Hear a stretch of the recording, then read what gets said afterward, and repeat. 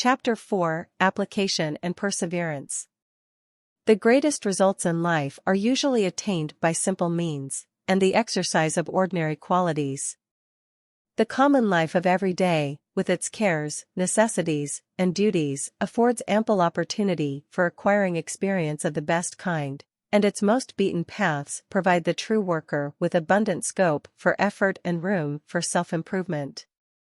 The road of human welfare lies along the old highway of steadfast well-doing, and they who are the most persistent, and work in the truest spirit, will usually be the most successful. Fortune has often been blamed for her blindness, but fortune is not so blind as men are. Those who look into practical life will find that fortune is usually on the side of the industrious, as the winds and waves are on the side of the best navigators.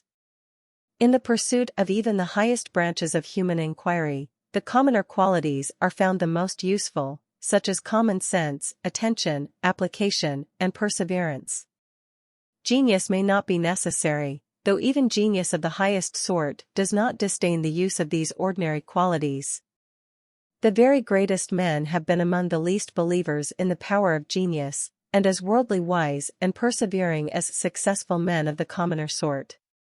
Some have even defined genius to be only common sense intensified. A distinguished teacher and president of a college spoke of it as the power of making efforts. John Foster held it to be the power of lighting one's own fire. Buffon said of genius it is patience. Newton's was unquestionably a mind of the very highest order, and yet, when asked by what means he had worked out his extraordinary discoveries, he modestly answered, by always thinking unto them. At another time, he thus expressed his method of study: I keep the subject continually before me, and wait till the first dawnings open slowly by little and little into a full and clear light. It was in Newton's case, as in every other, only by diligent application and perseverance that his great reputation was achieved. Even his recreation consisted in change of study, laying down one subject to take up another. To Dr. Bentley he said, If I have done the public any service, it is due to nothing but industry and patient thought. So Kepler, another great philosopher, speaking of his studies and his progress, so it was with me, that the diligent thought on these things was the occasion of still further thinking, until at last I brooded with the whole energy of my mind upon the subject. The extraordinary results effected by dint of sheer industry and perseverance have led many distinguished men to doubt whether the gift of genius be so exceptional an endowment as it is usually supposed to be. Thus Voltaire held that it is only a very slight line of separation that divides the man of genius from the man of ordinary mold. Beccaria was even of opinion that all men might be poets and orators, and Reynolds that they might be painters and sculptors. If this were really so, that stolid Englishman might not have been so very far wrong after all, who, on Canova's death, inquired of his brother whether it was his intention to carry on the business. Locke, Helvetius, and Diderot believed that all men have an equal aptitude for genius, and that what some are able to effect, under the laws which regulate the operations of the intellect, must also be within the reach of others who, under like circumstances, apply themselves to like pursuits. But while admitting to the fullest extent the wonderful achievements of labor, and recognizing the fact that men of the most distinguished genius have invariably been found the most indefatigable workers, it must nevertheless be sufficiently obvious that, without the original endowment of heart and brain, no amount of labor, however well applied, could have produced a Shakespeare, a Newton, a Beethoven, or a Michelangelo. Dalton, the chemist, repudiated the notion of his being a genius, attributing everything which he had accomplished to simple industry and accumulation. John Hunter said of himself, My mind is like a beehive, but full as it is of buzz and apparent confusion, it is yet full of order and regularity, and food collected with incessant industry from the choicest stores of nature. We have, indeed, but to glance at the biographies of great men to find that the most distinguished inventors, artists, thinkers, and workers of all kinds owe their success, in a great measure, to their indefatigable industry and application. They were men who turned all things to gold, even time itself. Disraeli the elder held that the secret of success consisted in being master of your subject, such mastery being attainable only through continuous application and study. Hence it happens that the men who have most moved the world have not been so much men of genius, strictly so called, as men of intense mediocre abilities, and untiring perseverance, not so often the gifted, of naturally bright and shining qualities, as those who have applied themselves diligently to their work, in whatsoever line that might lie. Alas, said a widow, speaking of her brilliant but careless son, he has not the gift of continuance. Wanting in perseverance, such volatile natures are outstripped in the race of life by the diligent and even the dull. Che va piano, va lontano, e va lontano, says the Italian proverb, who goes slowly, goes long, and goes far. Hence, a great point to be aimed at is to get the working quality well trained. When that is done, the race will be found comparatively easy. We must repeat and again repeat, facility will come with labor. Not even the simplest art can be accomplished without it, and what difficulties it is found capable of achieving. It was by early discipline and repetition that the late Sir Robert Peel cultivated those remarkable, though still mediocre powers, which rendered him so illustrious an ornament of the British Senate.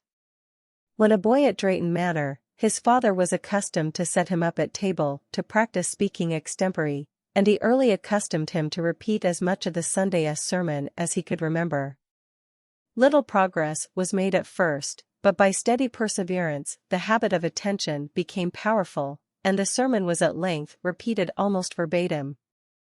When afterwards replying in succession to the arguments of his parliamentary opponents, an art in which he was perhaps unrivaled, it was little surmised that the extraordinary power of accurate remembrance which he displayed on such occasions had been originally trained under the discipline of his father in the parish church of Drayton. It is indeed marvellous what continuous application will effect in the commonest of things. It may seem a simple affair to play upon a violin, yet what a long and laborious practice it requires. Giardini said to a youth who asked him how long it would take to learn it, 12 hours a day for 20 years together. Industry, it is said, fate lures dancer. The poor figurante must devote years of incessant toil to her profitless task before she can shine in it. When Taglioni was preparing herself for her evening exhibition, she would, after a severe 2 hours' lesson from her father, fall down exhausted, and had to be undressed, sponged, and resuscitated totally unconscious. The agility and bounds of the evening were ensured only at a price like this. Progress, however, of the best kind, is comparatively slow. Great results cannot be achieved at once, and we must be satisfied to advance in life as we walk, step by step. De Maistre says that to know how to wait is the great secret of success. We must sow before we can reap, and often have to wait long, content meanwhile to look patiently forward and hope, the fruit best worth waiting for often ripening the slowest. But time and patience, says the Eastern proverb, change the mulberry leaf to satin. To wait patiently, however, men must work cheerfully. Cheerfulness is an excellent working quality, imparting great elasticity to the character. As a bishop has said, temper is 9/10 of Christianity, so are cheerfulness and diligence 9/10 of practical wisdom. They are the life and soul of success, as well as of happiness, perhaps the very highest pleasure in life consisting in clear, brisk, conscious working, energy, confidence, and every other good quality mainly depending upon it. Sidney Smith, when labouring as a parish priest at Foston-le-Clay, in Yorkshire, though he did not feel himself to be in his proper element, went cheerfully to work in the firm determination to do his best. I am resolved, he said, to like it, and reconcile myself to it, which is more manly than to feign myself above it, and to send up complaints by the post of being thrown away, and being desolate, and such like trash. So Dr. Hook, when leaving Leeds for a new sphere of labour, said, wherever I may be, I shall, by God's blessing, do with my might what my hand findeth to do, and if I do not find work, I shall make it. Laborers for the public good especially, have to work long and patiently, often uncheered by the prospect of immediate recompense or result. The seeds they sow sometimes lie hidden under the winter as snow, and before the spring comes the husbandman may have gone to his rest. It is not every public worker who, like Rowland Hill, sees his great idea bring forth fruit in his lifetime. Adam Smith sowed the seeds of a great social amelioration in that dingy old University of Glasgow where he so long labored, and laid the foundations of his wealth of nations, but 70 years passed before his work bore substantial fruits, nor indeed are they all gathered in yet. Nothing can compensate for the loss of hope in a man, it entirely changes the character. "How can I work, how can I be happy," said a great but miserable thinker, "when I have lost all hope?" One of the most cheerful and courageous, because one of the most hopeful of workers, was Carey, the missionary. When in India, it was no uncommon thing for him to weary out 3 pundits, who officiated as his clerks, in one day, he himself taking rest only in change of employment. Carey, the son of a shoemaker, was supported in his labors by Ward, the son of a carpenter, and Marsham, the son of a weaver. By their labors, a magnificent college was erected at Serampore, 16 flourishing stations were established, the Bible was translated into 16 languages, and the seeds were sown of a beneficent moral revolution in British India. Carey was never ashamed of the humbleness of his origin. On one occasion, when at the Governor-General's table he overheard an officer opposite him asking another, loud enough to be heard, whether Carey had not once been a shoemaker. "No, sir," exclaimed Carey immediately, "only a cobbler." An eminently characteristic anecdote has been told of his perseverance as a boy. When climbing a tree one day, his foot slipped, and he fell to the ground, breaking his leg by the fall. He was confined to his bed for weeks, but when he recovered and was able to walk without support, the very first thing he did was to go and climb that tree. Carey had need of this sort of dauntless courage for the great missionary work of his life, and nobly and resolutely he did it. It was a maxim of Dr. Young, the philosopher, that any man can do what any other man has done, and it is unquestionable that he himself never recoiled from any trials to which he determined to subject himself. It is related of him that the first time he mounted a horse, he was in company with the grandson of Mr. Barclay of Uri, the well-known sportsman, when the horseman who preceded them leapt a high fence. Young wished to imitate him, but fell off his horse in the attempt. Without saying a word, he remounted, made a second effort, and was again unsuccessful, but this time he was not thrown further than on to the horse's neck, to which he clung. At the third trial, he succeeded, and cleared the fence. The story of Timur the Tartar learning a lesson of perseverance under adversity from the spider is well known. Not less interesting is the anecdote of Audubon, the American ornithologist, as related by himself. "An accident," he says, "which happened to 200 of my original drawings, nearly put a stop to my researches in ornithology. I shall relate it, merely to show how far enthusiasm, for by no other name can I call my perseverance, may enable the preserver of nature to surmount the most disheartening difficulties. I left the village of Henderson, in Kentucky, situated on the banks of the Ohio, where I resided for several years, to proceed to Philadelphia on business. I looked to my drawings before my departure, placed them carefully in a wooden box, and gave them in charge of a relative, with injunctions to see that no injury should happen to them. My absence was of several months, and when I returned, after having enjoyed the pleasures of home for a few days, I inquired after my box, and what I was pleased to call my treasure. The box was produced and opened, but reader, feel for me, a pair of Norway rats had taken possession of the whole, and reared a young family among the gnawed bits of paper, which, but a month previous, represented nearly 1,000 inhabitants of air. The burning beat which instantly rushed through my brain was too great to be endured without affecting my whole nervous system. I slept for several nights, and the days passed like days of oblivion, until the animal powers being recalled into action through the strength of my constitution, I took up my gun, my notebook, and my pencils, and went forth to the woods as gaily as if nothing had happened. I felt pleased that I might now make better drawings than before, and, ere a period not exceeding 3 years had elapsed, my portfolio was again filled. The accidental destruction of Sir Isaac Newton's papers, by his little dog Diamond upsetting a lighted taper upon his desk, by which the elaborate calculations of many years were in a moment destroyed, is a well-known anecdote, and need not be repeated. It is said that the loss caused the philosopher such profound grief that it seriously injured his health, and impaired his understanding. An accident of a somewhat similar kind happened to the MS of Mr. Carlyle's first volume of his French Revolution.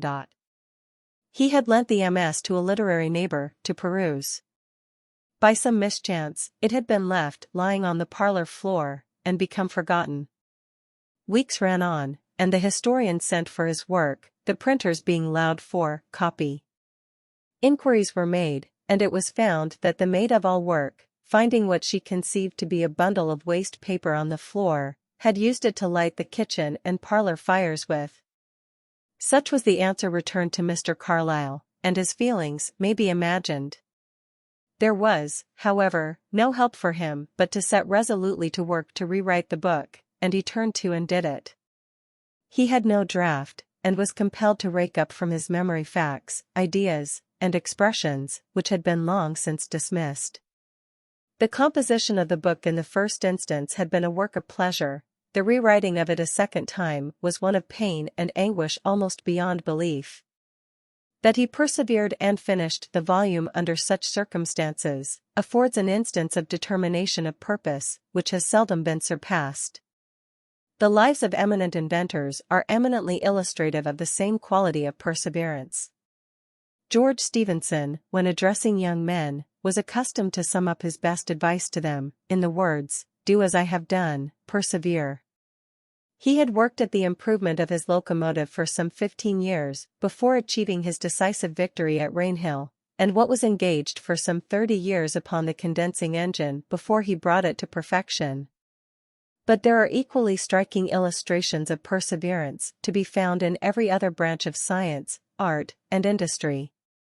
Perhaps one of the most interesting is that connected with the disentombment of the Nineveh marbles, and the discovery of the long-lost cuneiform or arrow-headed character in which the inscriptions on them are written, a kind of writing which had been lost to the world since the period of the Macedonian conquest of Persia.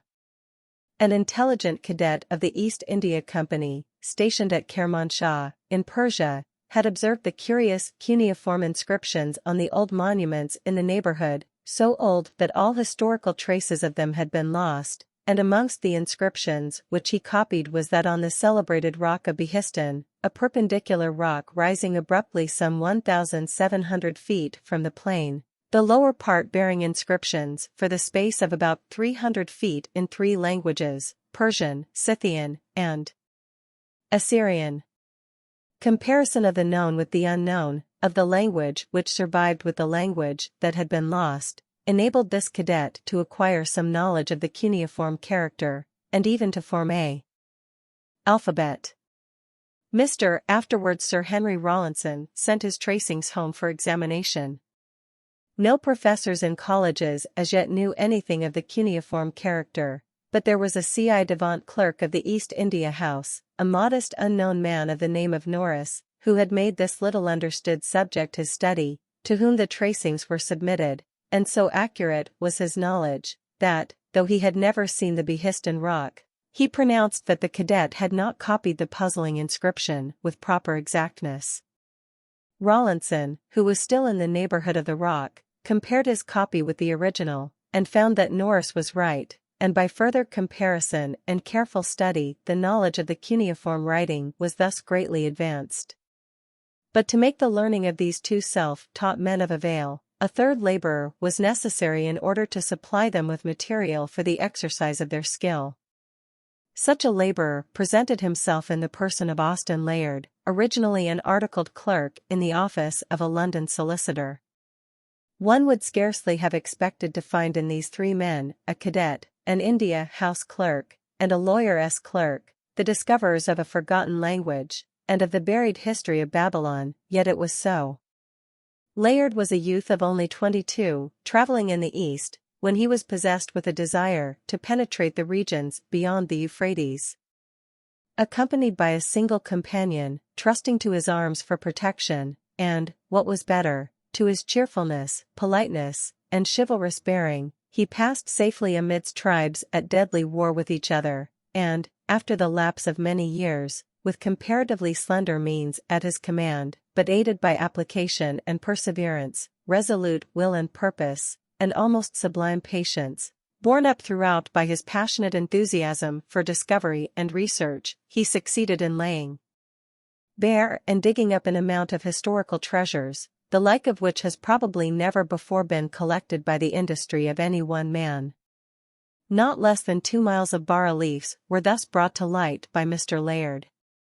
The selection of these valuable antiquities, now placed in the British Museum, was found so curiously corroborative of the scriptural records of events which occurred some 3,000 years ago, that they burst upon the world almost like a new revelation. And the story of the disentombment of these remarkable works, as told by Mr. Layard himself in his Monuments of Nineveh, will always be regarded as one of the most charming and unaffected records which we possess of individual enterprise, industry, and energy. The career of the Comte de Buffon presents another remarkable illustration of the power of patient industry as well as of his own saying, that genius is patience. Notwithstanding the great results achieved by him in natural history, Buffon, when a youth, was regarded as of mediocre talents. His mind was slow in forming itself, and slow in reproducing what it had acquired. He was also constitutionally indolent, and being born to good estate, it might be supposed that he would indulge his liking for ease and luxury.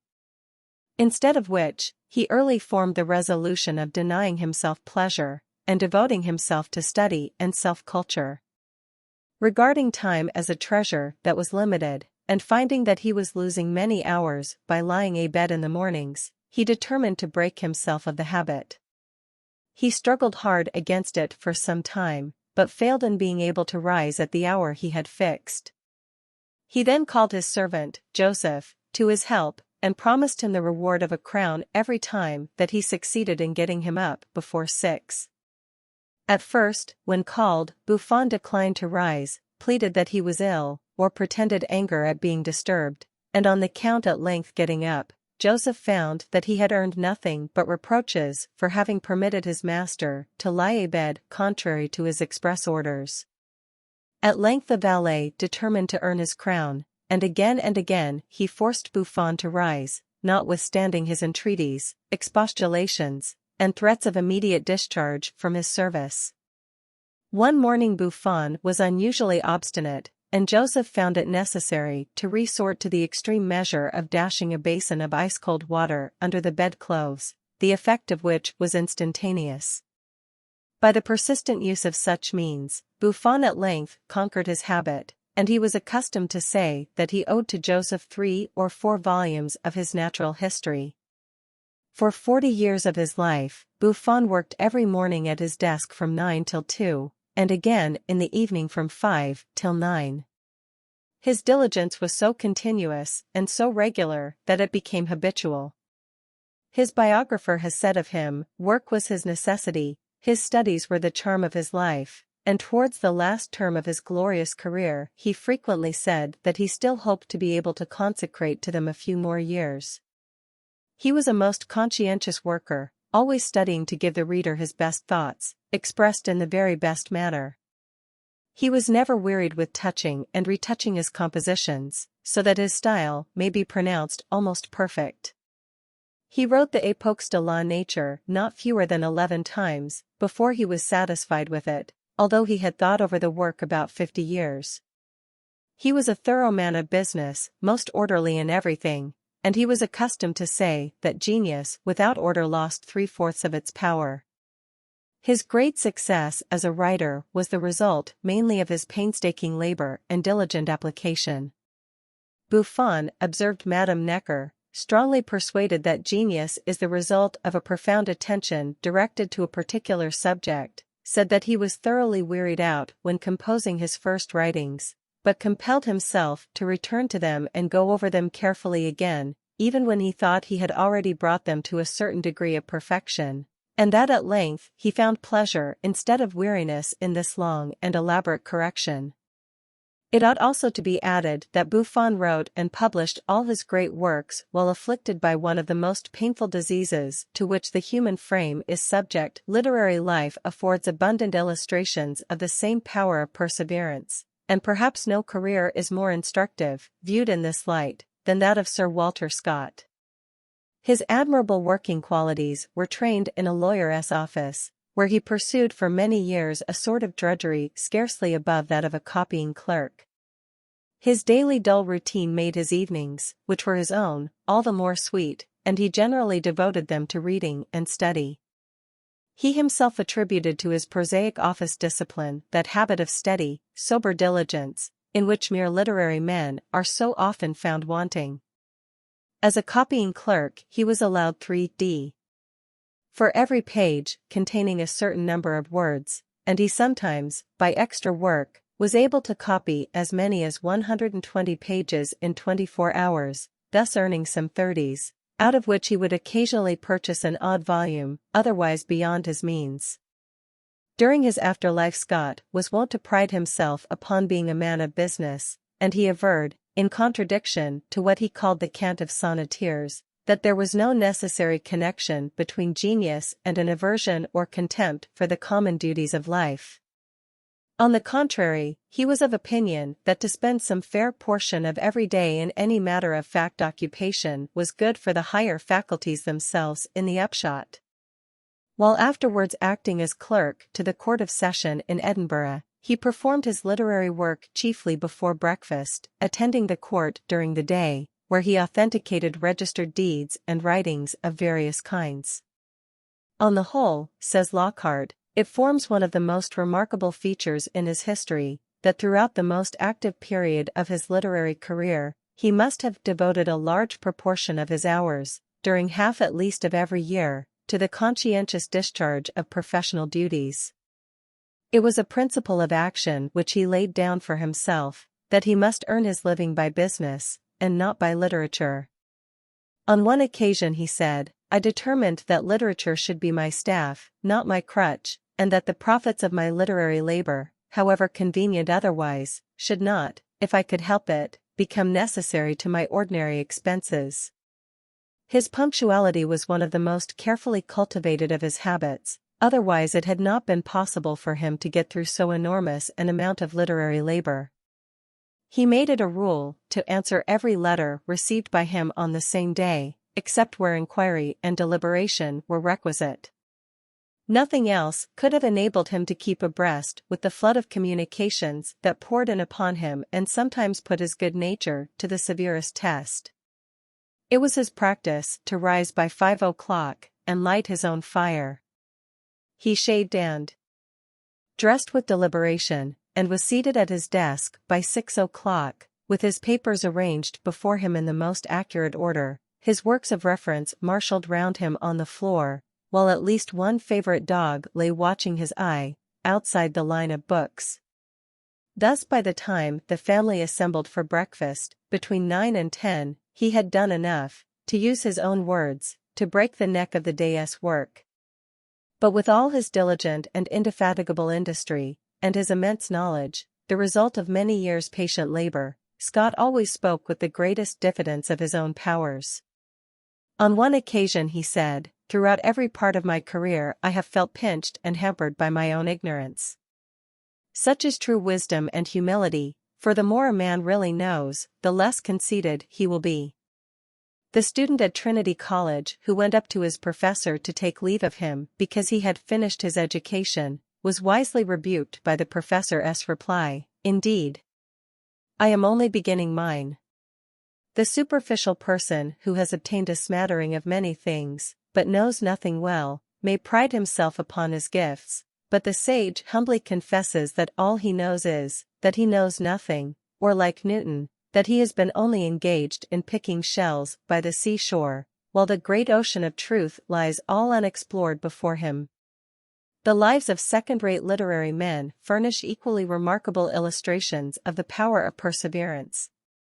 The late John Britton, author of The Beauties of England and Wales, and of many valuable architectural works, was born in a miserable cot in Kingston, Wiltshire. His father had been a baker and maltster, but was ruined in trade and became insane while Britton was yet a child. The boy received very little schooling, but a great deal of bad example, which happily did not corrupt him. He was early in life set to labor with an uncle, a tavern keeper in Clerkenwell, under whom he bottled, corked, and binned wine for more than 5 years. His health failing him, his uncle turned him adrift in the world, with only 2 guineas, the fruits of his 5 years' service, in his pocket. During the next 7 years of his life he endured many vicissitudes and hardships. Yet he says, in his autobiography, "In my poor and obscure lodgings, at 18 pence a week, I indulged in study, and often read in bed during the winter evenings, because I could not afford a fire." Traveling on foot to Bath, he there obtained an engagement as a cellarman, but shortly after we find him back in the metropolis again, almost penniless, shoeless, and shirtless. He succeeded, however, in obtaining employment as a cellarman at the London Tavern, where it was his duty to be in the cellar from 7 in the morning until 11 at night. His health broke down under this confinement in the dark, added to the heavy work, and he then engaged himself, at 15 shillings a week, to an attorney, for he had been diligently cultivating the art of writing during the few spare minutes that he could call his own. While in this employment, he devoted his leisure principally to perambulating the bookstalls, where he read books by snatches which he could not buy, and thus picked up a good deal of odd knowledge. Then he shifted to another office, at the advanced wages of 20 shillings a week, still reading and studying. At 28 he was able to write a book, which he published under the title of The Enterprising Adventures of Pizarro, and from that time until his death, during a period of about 55 years, Britton was occupied in laborious literary occupation. The number of his published works is not fewer than 87, the most important being the Cathedral Antiquities of England, in 14 volumes, a truly magnificent work, itself the best monument of John Britton's indefatigable industry. London, the landscape gardener, was a man of somewhat similar character, possessed of an extraordinary working power.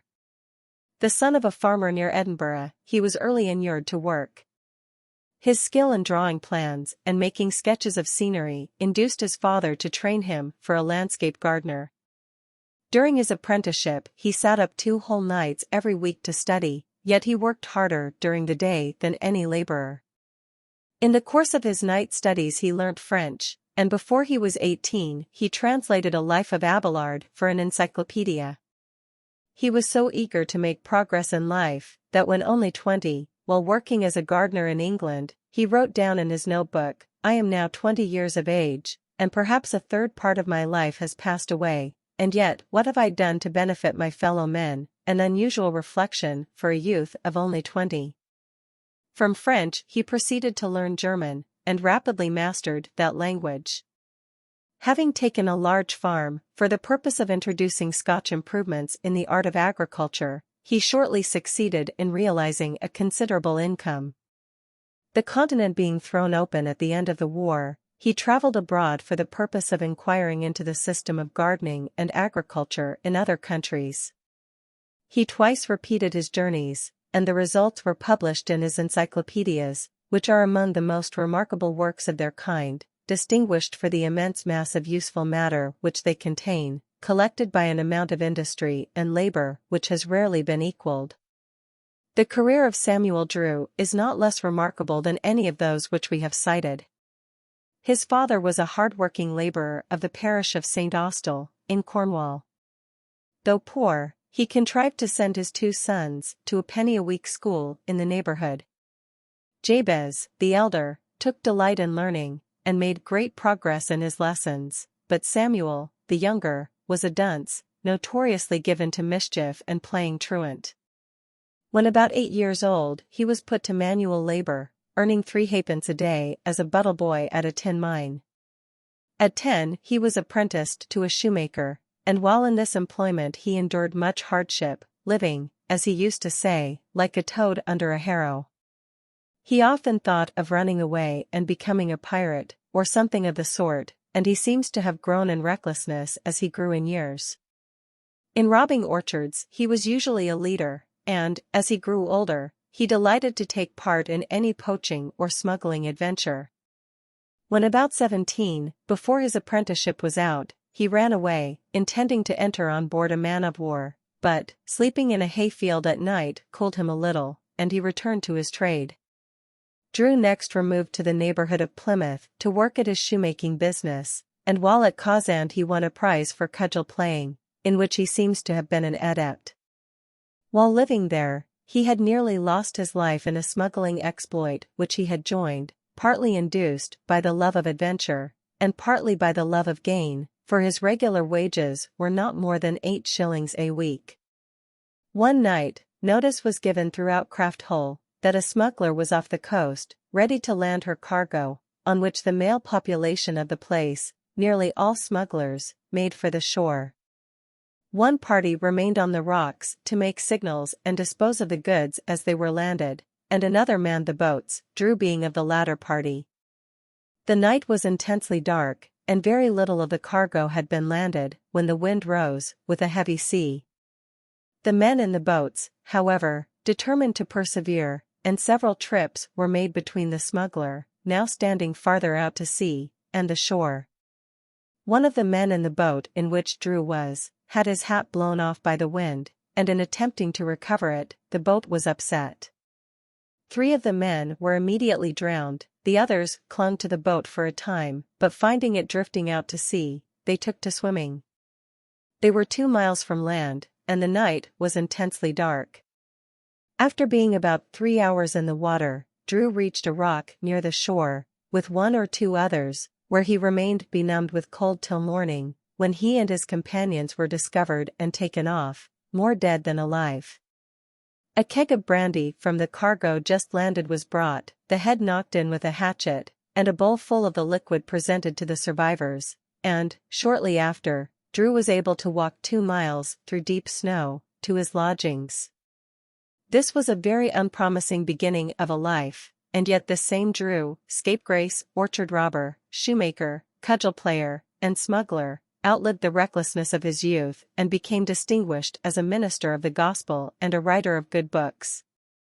Happily, before it was too late, the energy which characterized him was turned into a more healthy direction, and rendered him as eminent in usefulness as he had before been in wickedness. His father again took him back to St. Austell, and found employment for him as a journeyman shoemaker. Perhaps his recent escape from death had tended to make the young man serious, as we shortly find him attracted by the forcible preaching of Dr. Adam Clark, a minister of the Wesleyan Methodists. His brother having died about the same time, the impression of seriousness was deepened, and thenceforward he was an altered man. He began anew the work of education, for he had almost forgotten how to read and write, and even after several years' practice, a friend compared his writing to the traces of a spider dipped in ink set to crawl upon paper. Speaking of himself, about that time, Drew afterwards said, "The more I read, the more I felt my own ignorance, and the more I felt my ignorance, the more invincible became my energy to surmount it." Every leisure moment was now employed in reading one thing or another.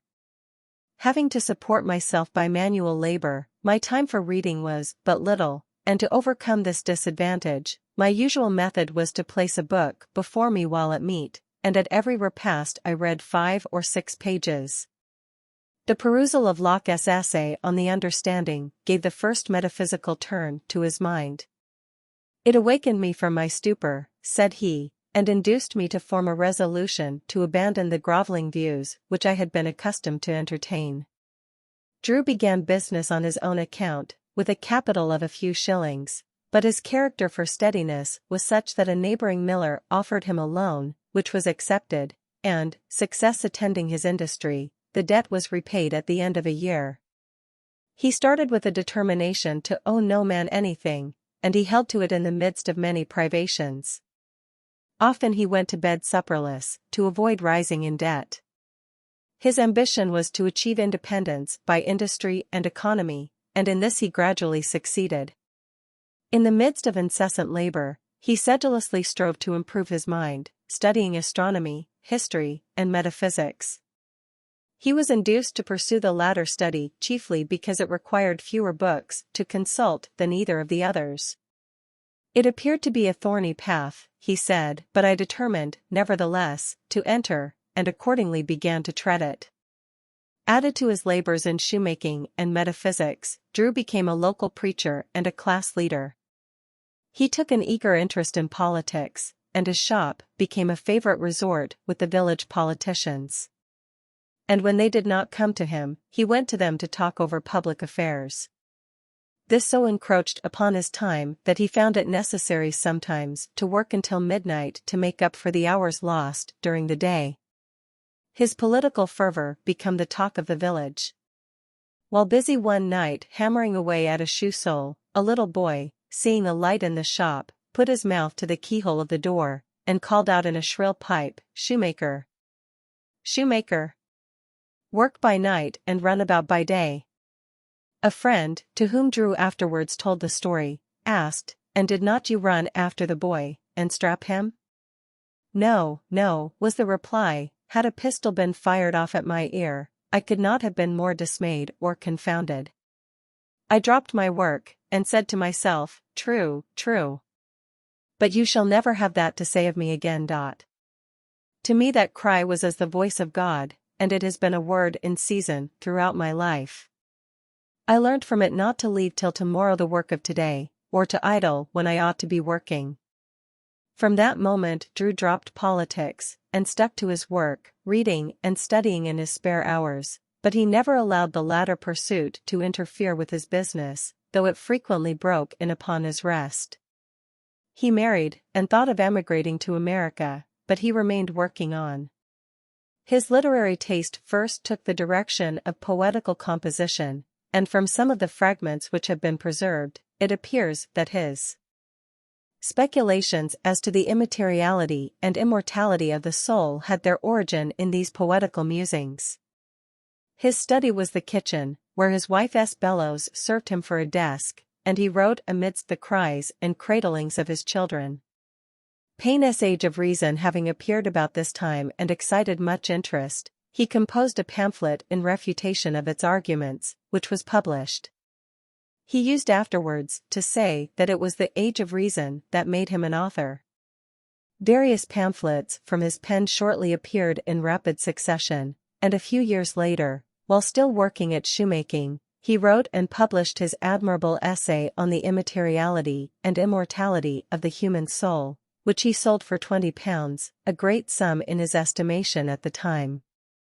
The book went through many editions, and is still prized. Drew was in no wise puffed up by his success, as many young authors are, but, long after he had become celebrated as a writer, used to be seen sweeping the street before his door, or helping his apprentices to carry in the winter's coals. Nor could he, for some time, bring himself to regard literature as a profession to live by. His first care was, to secure an honest livelihood by his business, and to put into the lottery of literary success, as he termed it, only the surplus of his tie. At length, however, he devoted himself wholly to literature, more particularly in connection with the Wesleyan body, editing one of their magazines, and superintending the publication of several of their denominational works. He also wrote in the Eclectic Review, and compiled and published a valuable history of his native county, Cornwall, with numerous other works. Towards the close of his career, he said of himself, raised from one of the lowest stations in society, I have endeavored through life to bring my family into a state of respectability, by honest industry, frugality, and a high regard for my moral character. Divine Providence has smiled on my exertions, and crowned my wishes with success. The late Joseph Hume pursued a very different career, but worked in an equally persevering spirit. He was a man of moderate parts, but of great industry and unimpeachable honesty of purpose. The motto of his life was perseverance, and well, he acted up to it. His father dying while he was a mere child, his mother opened a small shop in Montrose, and toiled hard to maintain her family and bring them up respectably. Joseph she put apprentice to a surgeon, and educated for the medical profession. Having got his diploma, he made several voyages to India as ship's surgeon, 19, and afterwards obtained a cadetship in the company's service.